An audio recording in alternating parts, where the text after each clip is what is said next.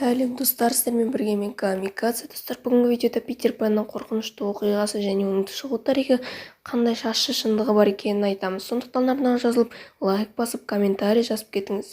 Ал мен видеоға кеттім. Бәріңіз білетіндей, Питер Пэн жақсы персонаж, бірақ оның шығу тарихы оны зұлым болып көрсетеді.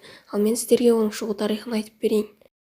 Питер Пэн ойдан шығарылған кейіпкер, оны шығарған шотланд драматургы Джим Барри. Бұзақы жас бала ұшуға қабілетті өспейтін бала ретінде жасалған.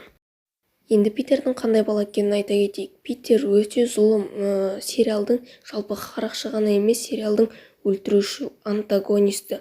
Одан бәрі қорқты, өте қорқынышты адам болды. Ол балаларды кішкентай кезінде, яғни кішкентай балаларды жасөспірімдерді ұйықтап жатқан жерінен өз әлеміне ұрлап алып кететін болды. Оның туған баласы да одан қатты қорқты, себебі ол өте жауыз болатын. Оны фильмдерде, мультфильмдерде жақсы қылып көрсеткенмен, ол өте жаман болатын.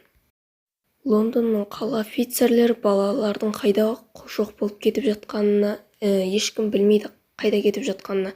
Офицерлердің бәрі іздеп көреді, бірақ ешкім таппайды. Жаңа айтып өткенімдей, оларды Питер ұрлап өз әлеміне алып кетеді.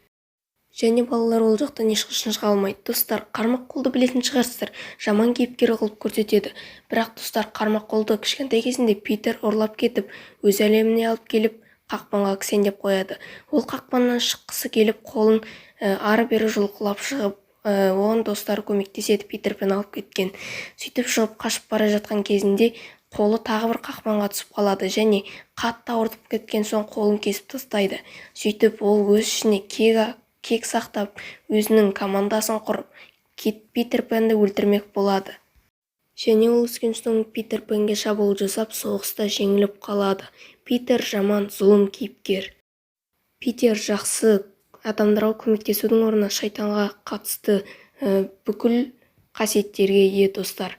Осымен видеомыз соңына жақындап келе жатыр достар.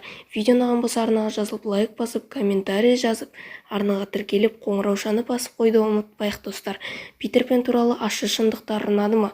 Егер ұнаған болса, енді Питер Пэн мультфильмін көресіз бе? Және оның жақсы адам екеніне сенесіз бе? Міндетті түрде комментарийға жазып, міндетті түрде видеоға лайк басып, арнаға жазылып, тіркеліп қойыңыздар. Сіздермен бірге болған достар, мен Камикадзе. Және достар, айтып кетейін, Питердің сұлбаты шашы қызыл, басында және үстінде ботында ағаштың діңі мен жапырағынан тігілген арнайы киімшесі бар және қолында бір қанжары бар.